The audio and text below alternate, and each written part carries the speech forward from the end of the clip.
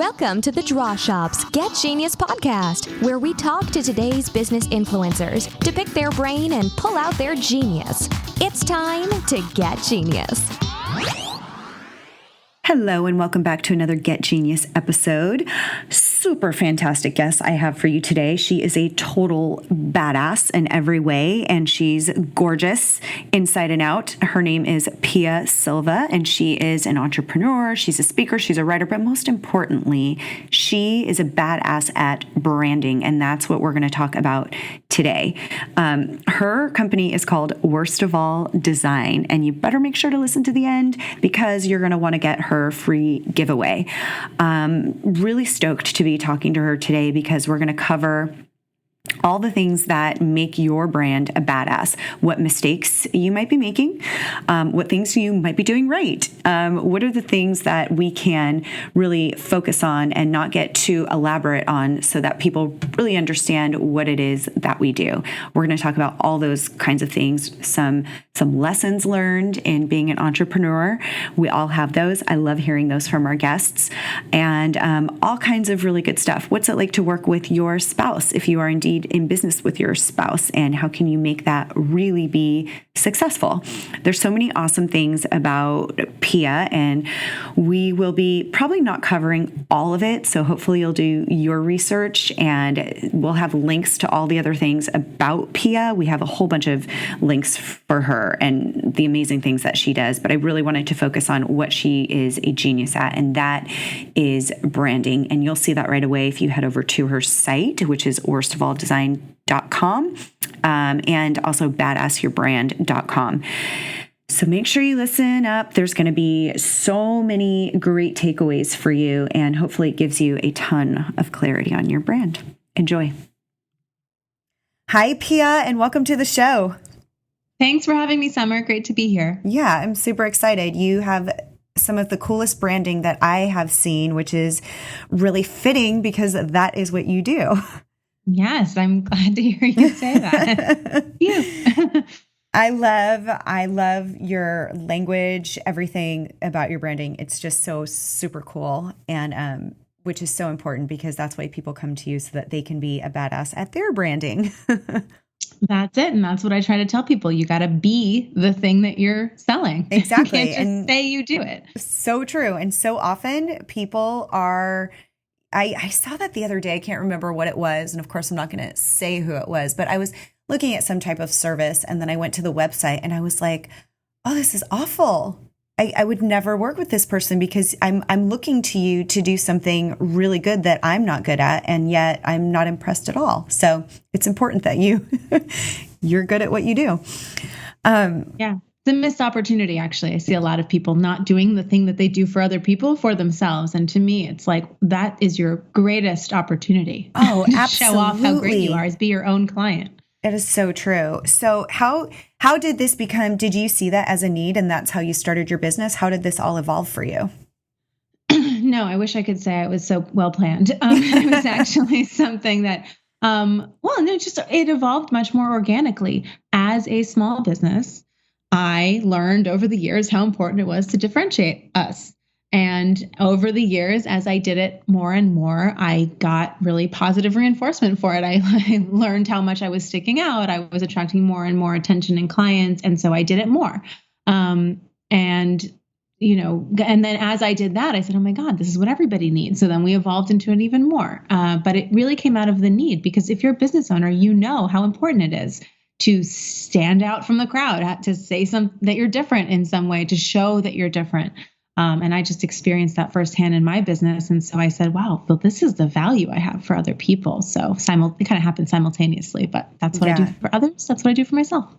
So to me, that just seems like that's quite an undertaking, and maybe not for you because you're, this genius at it, but to take somebody's brand and then actually, determine here's what it should look like. Here's the wording you should use. Like, how do you even do that? Where do you even begin? Yeah, it's a good question. It's a process, obviously. I've built a pretty strong process at this point, but it's really about, it's never about coming up with some brand for someone. It's always about pulling the brand out of them. I specifically work with small service businesses. So my clients, they may not be the face of their brand, but their essence and how they approach things, that is the essence of their brand because they're a big part of shaping it. Even if they have people working under them, the vision is coming from within. So the process is really about me asking the right questions, getting to know the business, the owner, their goals, where they've been, what they're amazing at, what they could really own in the marketplace that makes them different, why they're so special. And, to be fair, because of our brand, and I guess because of our pricing, we attract really badass people, Yeah. Most of the people that come to us are really good at what they do. They just have no idea how to express it. So, I'm working with people who are excellent at their craft, at their expertise. And so it's, obviously I've done this many times, but it doesn't feel that hard to me to kind of pull it out of them. I'm like, oh, that's what's so amazing about you. Okay. And then I craft that into a message, and Steve and I work on making it, the brand to match the look of the brand, to match the brand message, to match the strategy, to match the person. Right, exactly. So have you seen, like you said, people are really good at what they do. Have you seen or work with clients where branding has worked, but then it's time to kind of like freshen the brand, or I don't even know what you would call it, but do people have to sometimes do a refresh and change their brand based on how they're evolving in their business? Yeah, I look at branding as kind of an ever-evolving thing. Even if you aren't changing it, you should always be honing it and perfecting it and getting it better and better, because your brand, there's the foundation of your brand. So, your positioning in the market, what you own, what you're known for, what your reputation is all about. And this guides everything that you do in terms of your marketing, any content you create, how you work with clients, how you talk about your business when you're out, personally and in the written word. But as you create all of that stuff, as you evolve and advance, all of the things that you make, all of your marketing materials and all of that will actually be honing it and making it even better. So it's not that you necessarily do or don't need to refresh. It's more that, you should always be increasing the value of that brand. And sometimes if you're evolving like that, you might find other opportunities. And you might decide to pivot because you see an opportunity that you want to go, in that direction. And that would probably be the best reason to completely rebrand something, is because you're realizing that you want to make a pivot based on your experience. Oh, and I'm sure that happens because when you're working with people, you have to understand, as the expert that's helping them, you have to understand what is it that their message is, what are they trying to get out there. And it's funny because that's as much as a lot of business owners think that they have that nailed down or think that it's that. Do you find that a lot of times they're like, okay, you might think it's that, but you're not communicating that at all? Oh yeah. Every client that comes to me. No, you know what it is? It's, people are usually communicating it in a very, straightforward, maybe a little explicit, but sometimes convoluted because they're giving a lot of information. I think the trap that most people fall into when they're trying to do their own brand messaging is that they try to explain a lot. Let me explain to you why I'm so great. And they get lost in the details because they know so much about what they do. So they're trying to explain to you how all the things that they know. And as the buyer, as the potential client, I'm not there yet, and this is complicated. And I don't actually even know too much about what you do because I'm not an expert in this. So, they're coming to it looking for something that's much clearer, more concise, like conveying what it's like to work with this business. What's this business's personality? What's their focus? What's their expertise? They need a high level, very clear message that they can glob onto that makes them interested enough to then go deeper and learn the details. So it's a real mismatch between the person looking at the brand and the person, expressing the brand, because the person expressing the brand tends to get lost in the details a lot, where the person coming to it isn't ready for details yet. I think that's one place that there's always a hiccup. Oh yeah, for sure. What do you see? What are some other signs that your brand might not be representing what you do and what you're great at? Well, signs that it's not fully representing your value or your expertise is that people are always asking you for discounts. I think that would be a good sign. Yeah. Yeah. It just means that you haven't made a case for why you're valuable. By the way, that's not the same as someone saying they can't afford you. I can't afford you is different than trying to bargain with you. Totally. Same thing with always being put into a pot of people. You're putting your, what is it? Ring in the hat? Yeah. Is that you're putting your ring in the hat every single time. You're pitching against a whole bunch of other people. What that means is you have not differentiated yourself enough. I say put yourself in some sort of category of one. You seem the same as a bunch of other people. So now we're going to evaluate all of you and compare, and we're probably going to end up choosing on a combination of feeling and price. So again, it comes to that price thing again. So those are times when you really want to reevaluate your brand, because if you really are great at what you do, you shouldn't be dealing with either of those things. I think that's so true. And I love that you said, not being able to afford is different than asking for discount. That's so true, because if some people might not be able to afford you, but they still see the value and they want to afford you, and they'll find a way to make it so they can afford you, which is, they obviously get the value. And that's, that's probably one of the biggest reasons why, people won't do business with you, especially if they have a need for your service, is because they don't see the value, and you have to communicate that. What's like the first, it has to be obviously in every single thing that you're doing, your website, your logo, your emails, your communication. Your branding is pretty much present in every communication you're having. Yes. What are yes, period. Yeah, exactly.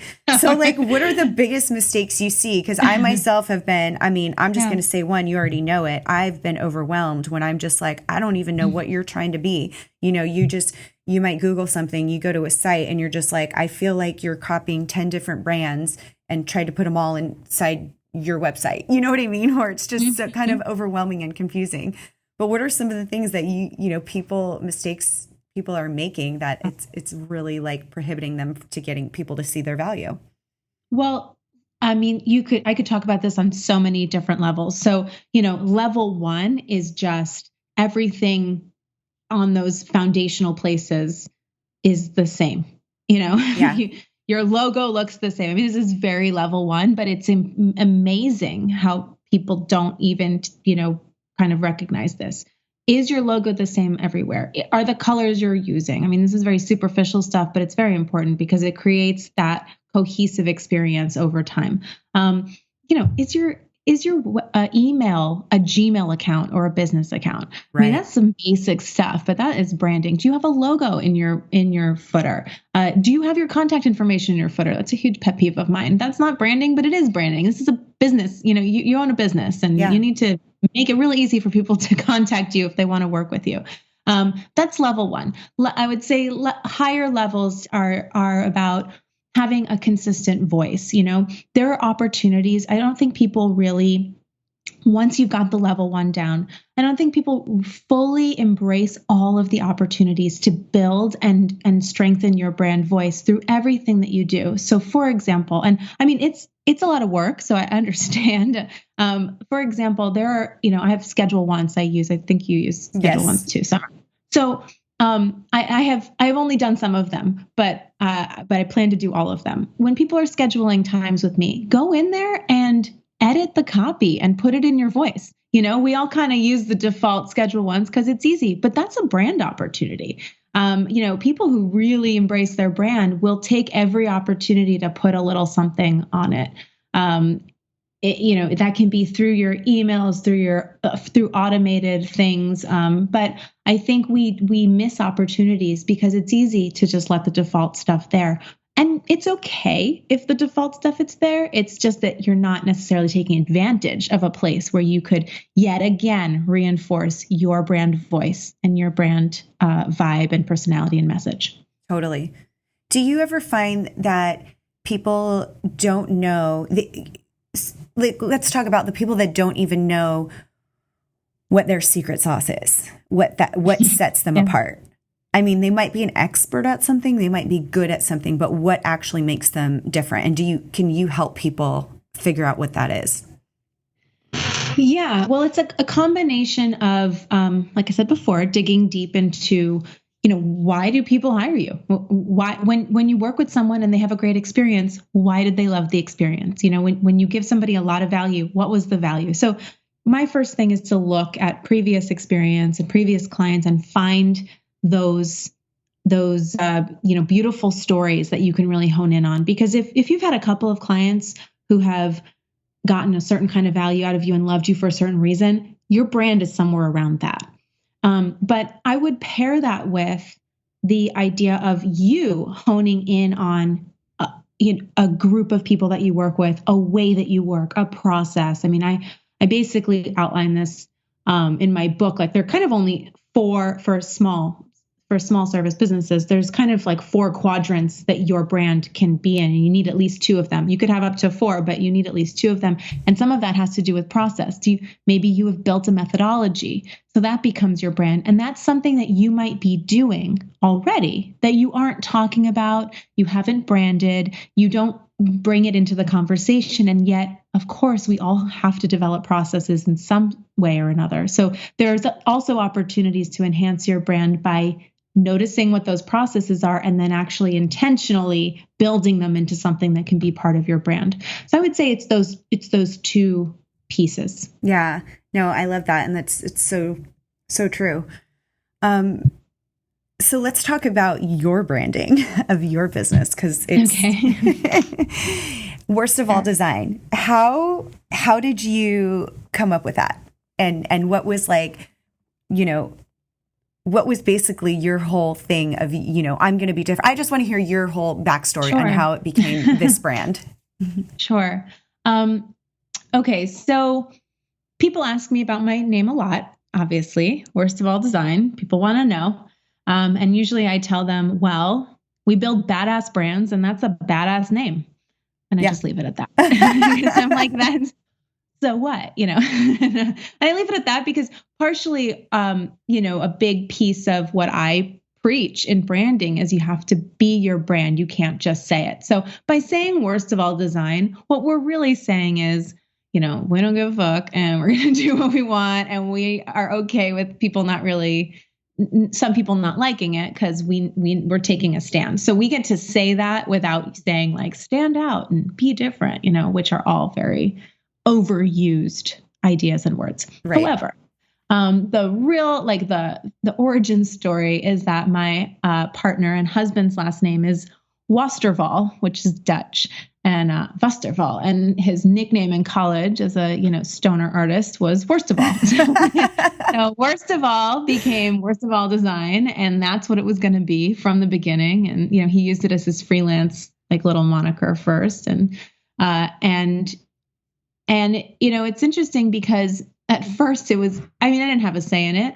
But it was a little challenging, to be perfectly honest, to go out there as a new business when I didn't know anything about branding or design when I was first selling it. But it was so authentic to him also, it was really he's this artist, he's a painter and an artist and an illustrator in addition to being a designer. And he loves the gritty, he paints New York City. So even though it wasn't quite planned out, it really did come from such an authentic place that our brand actually evolved out of it, and it only made more and more sense over the years. And that happened because it was authentic to us. So I like to, when I'm helping people find their space, in the past, when I've helped people name their companies, I tell them, we're looking for a name, a positioning that has legs. We call it having legs. It's like, we don't even know what those legs are, but a good brand is going to have legs. It's going to grow in its meaning and story as you evolve, because you're going to keep feeding it, because it's really at its core, it's very authentic to you. So I think that, what Worst of All has only gotten more accurate. And actually people ask us about the name less these days, because more and more we're just attracting people who are like, oh, I love your name. Yeah. You know? And it's so fun. And some people, still look at me like, why would you name your company that? I'm like, oh, it's fine. You're just not my client. Like, don't worry about it. Yeah. And that's part of it. It's this litmus test for people. Well, it's an overall feeling of, just when you look at your branding, it is an overall feeling of badassery. Like it totally is. It's just, you don't even have to say anything. You just know, and it's already an experience, like going into it, which is so cool. Thank you. No, Thank you very much. and I think, what else is that it's very simple and clear to understand what you do.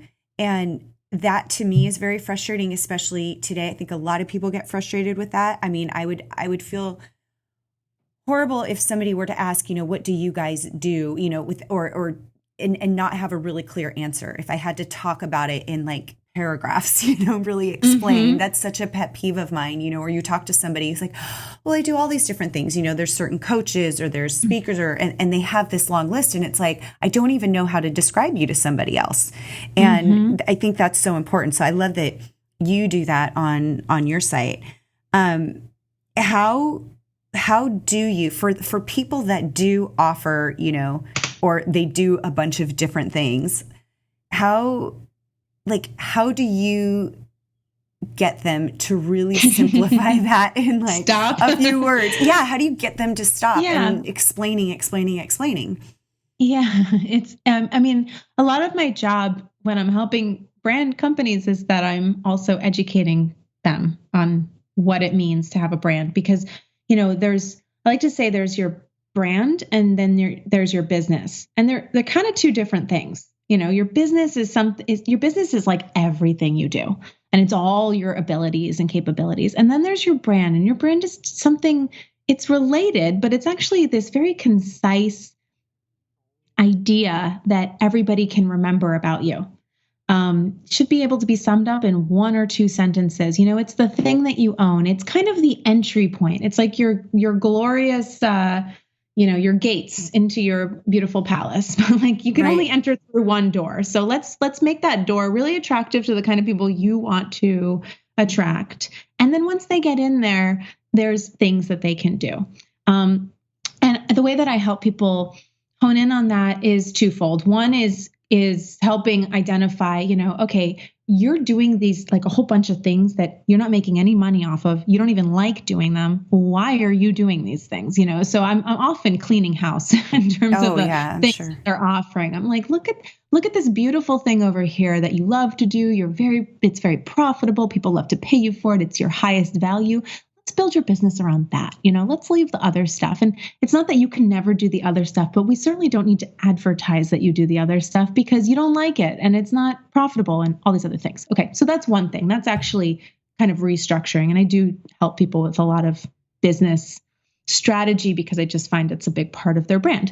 But the other part of it is kind of thinking about your brand and your offerings in a bit of a hierarchy. So sometimes even if you do a couple of different things, you still want to drip them out in a certain way. So you want there to be your brand and that's what you're known for. And then you kind of have the main things that you offer or the ways that you bring people in. And you don't necessarily need to tell them the menu of things that you can do because most people aren't ready for the menu. Most people just need to come in through the door and they need to learn a certain few things about you and hire you in these specific aspects. And then they can build up to additional pieces. So a pet peeve of mine is the classic menu along the top of a website that says, read my book, read my blog, I'm a speaker, hire me as a coach, join my program. I have DIY programs. I got it's like 10 different things across the top. And what I say to them is, so I come here, how am I supposed to know where to click? I'm totally overwhelmed. I don't know what I'm supposed to do. And you know what? I'm going to get bored really soon and I'm going to get distracted and I'm going to go away. And when you go to a really great website, it's usually like, welcome, click here, right here. There's nowhere else to go, and it just guides you through experiencing who these people are. And that's really powerful. Oh, it's so powerful. And I think, like you were saying earlier, you don't have to start with all of the things that you do. The best thing is that, a client or your customers fall in love with you so much that they ask you, okay, what else do you do? And there's things, because I've seen that too. I mean, even in our business, people go, can you do this kind? Can you do that kind of video? And yeah, there's other things that we do, but our sweet spot and what makes it so like clean and simple is like our specialty of what we do.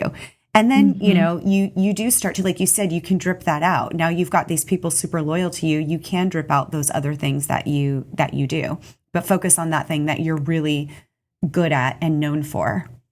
I love that. And, a perfect example of this, it's just top of mind because I gave this advice to someone yesterday, is in my space, a lot of branding and design people will also do marketing ongoing. Yeah. But I asked this particular woman, I said, would you ever do marketing for someone you didn't do the brand for? Because I'm somebody who wouldn't do that because they don't have a good foundation first. And she agreed. She said, no, I would only do the marketing for a client where I've already built their whole thing, because then I know the marketing's going to work because I've already built the brand strategy and all that. And I was like, so then don't even talk about that on your website. Right. Like we don't need to know. In fact, put that behind the locked, gilded case behind you and bring it out when the time is right to say, now that you love working with me and you've seen the amazing brand that I built you, we can actually do all of your marketing too. And they're going to be like, thank God, but you don't need to advertise that in the beginning. And that's confusing. And it makes you feel like a full service agency, which is very boring and same.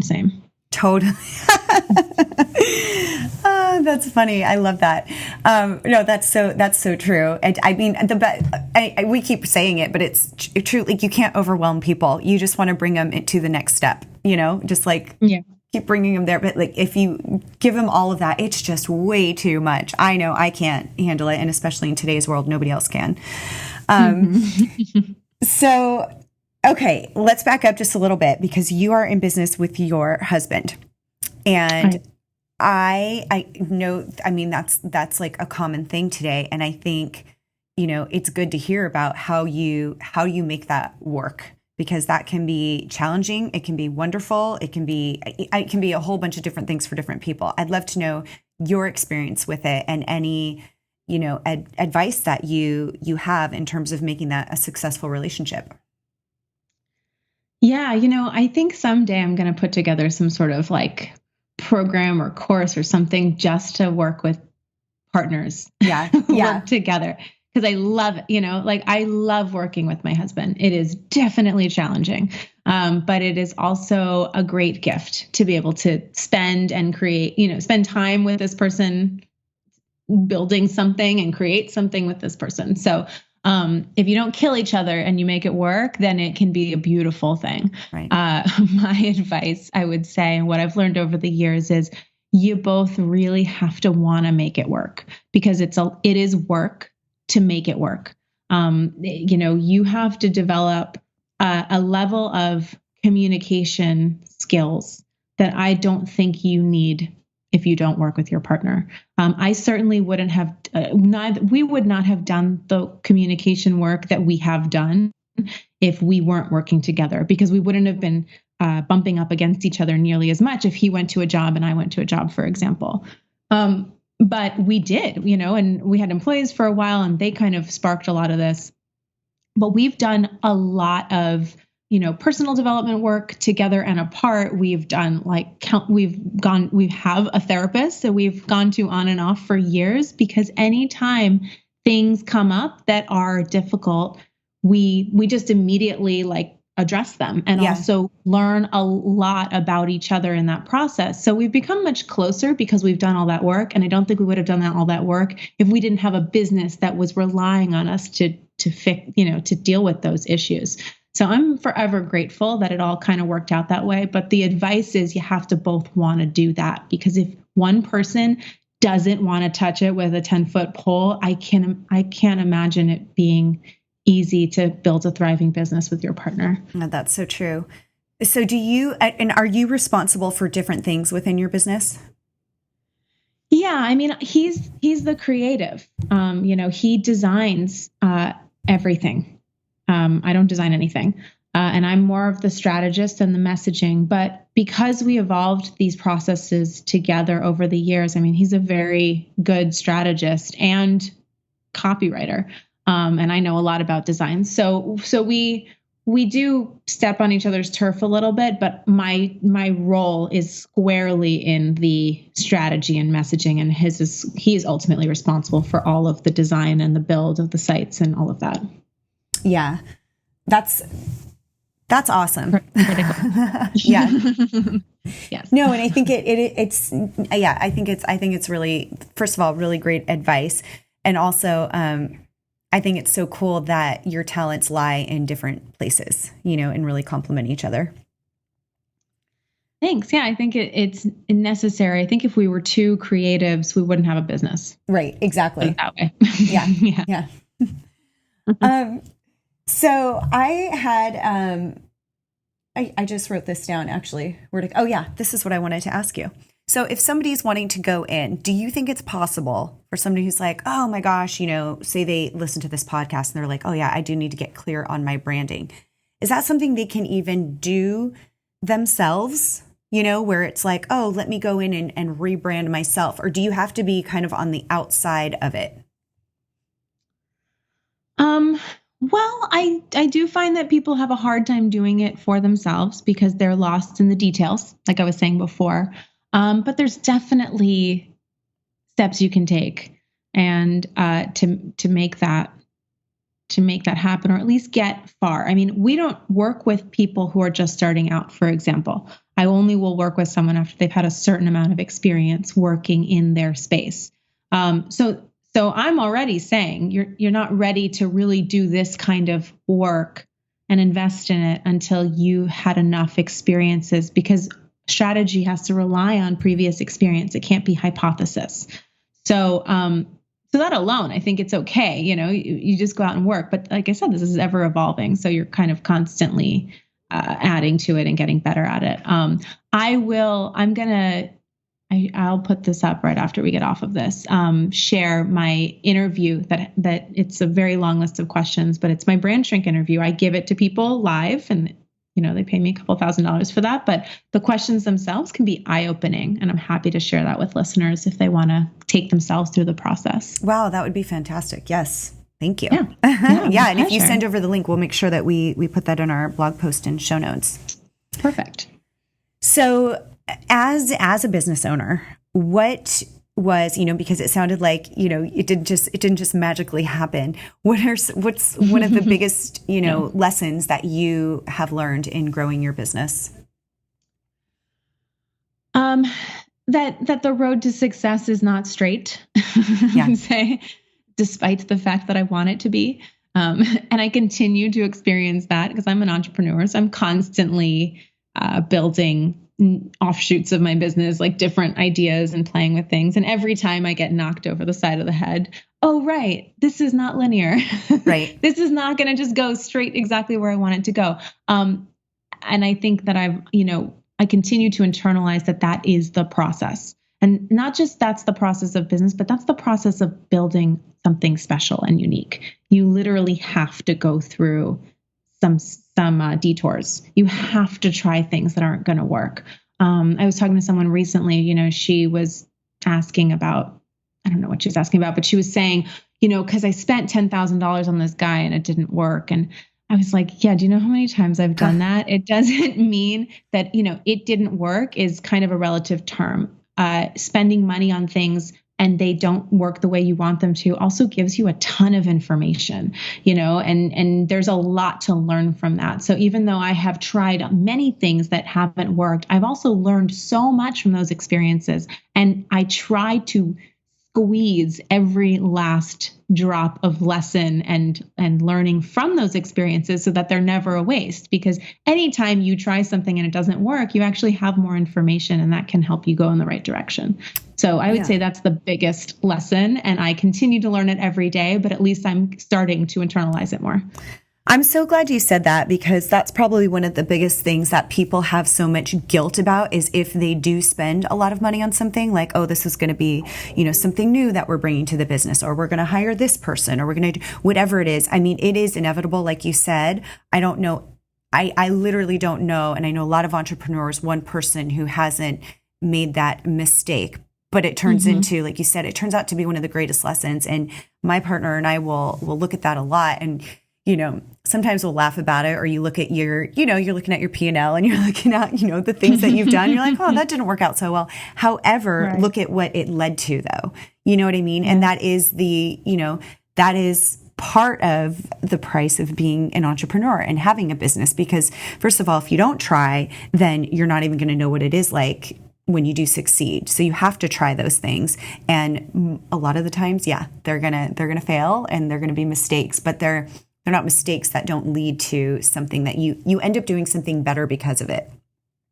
I love that you said that. And that is, I have experienced that so many times. And even recently, I did a pretty big capital spend on something that in retrospect, I'm like, man, I shouldn't have done that. That was a mistake. And then I realized, you know what? That was inevitable. If I had not done it that way, the whole time I was doing it the way I'm doing it now, I would be thinking, I should probably do it that other way. It involved me hiring a bunch of people that in retrospect, maybe I needed to figure it out myself first. But the whole time I was doing it, I would have been thinking, I should really just hire people to do this. I should hire people who are experts. And so really, there was no way around it. I was going to pay these people to do this stuff. Right. So I could learn that, okay, just the out of the box thing that they do is not right for me. But I guess I just had to, and that's fine, because this is an ever evolving experience. And the lesson in that is so much stronger. And it's a painful amount of money, but maybe it has to be painful in order to learn the lesson. If it wasn't painful, then you wouldn't learn the lesson. So I try to look at things through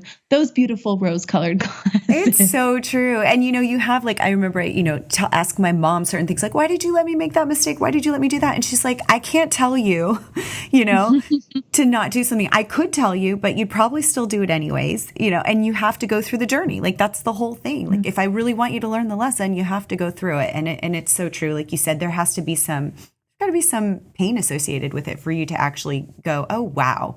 Okay. Now I know for sure I'm going to do it differently next time. Yeah. I think we're just, our culture is one of thinking failure is bad. I think that's a big part of it. I've been, over the last couple of years, really trying to internalize that failure, quote, failure, things that don't go the way you want them to is actually the most valuable thing. Like you said, the best stuff comes out of it, but it's just at our core, we're really uncomfortable with it. It's like, ooh, that was failure. I should have tried to avoid that instead of really embracing it. If I have kids, I'm going to be fail every day. Yeah. You'll learn so much. That's how you'll become an amazing person and be okay with it. Don't run from it. It's so bad. Right. It is the best education. Oh my gosh, you're so awesome. I love all that you're doing. I love all of your site is really incredible. I'm excited for our listeners to go see it. We'll have links to it all. It is worstofalldesign.com, but we'll have a link to that. We'll get your link up that you're sending us, which is so generous. Thank you. It was called what did you call it? A brand? It's my brand shrink. So this is the interview I give clients to figure out what they're all about. So I'm going to put it on badassyourbrand.com/getgenius. Okay. And you can grab it there. And I'll send anyone who grabs that can also read the first chapter of my book, which will talk a lot about how we pivoted into this space. Oh, so great. I love it. And then, is that probably the best way if they want to contact you? I know there's probably an application to work with you if they want to. But is that the best place to? Yeah. My contact information is everywhere. Okay. So I'm not shy about it. It's not a Gmail address. It's not. Oh my God. No, but I have every branded email, Pia at Worst of All Design, Pia at Badass Your Brand, Pia at Pia Silva. I love it. It's easy to find me, which by the way, pro tip, make it easy for people to get a hold of you. Yes. Hide your stuff. You're a business owner. Exactly. Let people find you. So it shouldn't be that hard. Totally agree. Well, you've been awesome. I'm so glad I got to talk to you and for our listeners to get to be a part of your brand. Thank you so much. Thank you so much, Summer. It was really fun. Thank you for listening to today's Get Genius. You can learn more about The Draw Shop at www.thedrawshop.com on Facebook, LinkedIn, and Twitter. Your home for kick-butt custom whiteboard marketing videos. Your ideas come to life. Thanks for listening. Please share, comment, and make any suggestions for future Genius guests.